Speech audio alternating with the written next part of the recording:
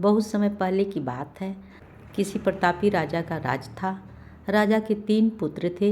एक दिन राजा के मन में आया कि पुत्रों को कुछ ऐसी शिक्षा दी जाए कि समय आने पर वे राजकाज संभाल सके।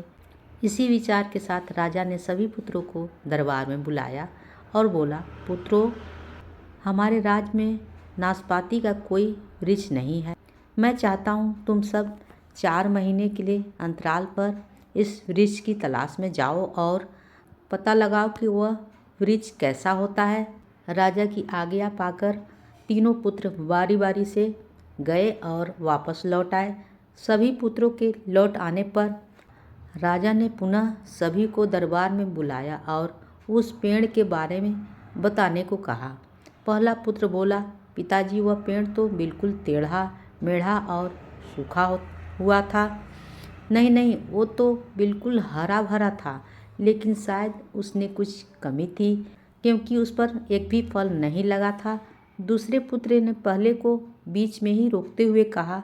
फिर तीसरा पुत्र बोला, भैया, लगता है आप भी कोई गलत पेड़ देख आए हैं, क्योंकि मैंने सचमुच नाशपाती का पेड़ देखा है।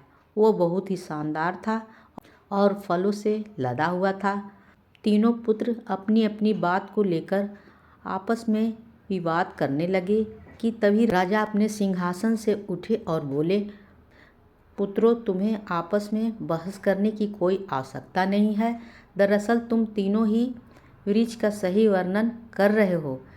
मैंने जानबूझकर तुम्हें अलग अलग मौसम में वृक्ष खोजने को भेजा था और तुमने जो देखा वह उस मौसम के अनुसार था।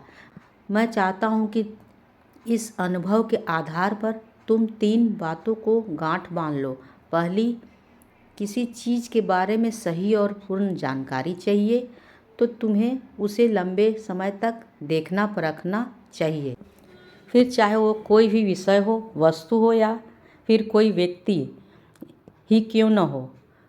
दूसरी, हर मौसम एक सा नहीं होता। जिस प्रकार वृक्ष मौसम के अनुसार सूखता है, हरा भरा या फलों से लदा रहता है, उसी प्रकार मनुष्य के जीवन में भी उतार चढ़ाव आते हैं। अतः अगर तुम किसी भी बुरे दौर से गुजर रहे हो तो अपनी हिम्मत और धैर्य बनाए रखो। समय अवश्य बदलता है। और तीसरी बात, अपनी बात को ही सही मानकर उस पर अड़े मत रहो। अपना दिमाग खोलो और दूसरों के विचार को भी जानो। यह संसार ज्ञान से भरा पड़ा है। चाह कर भी तुम अकेले सारा ज्ञान अर्जित नहीं कर सकते। इसलिए भ्रम की स्थिति में किसी ज्ञानी व्यक्ति से सलाह लेने में संकोच मत करो।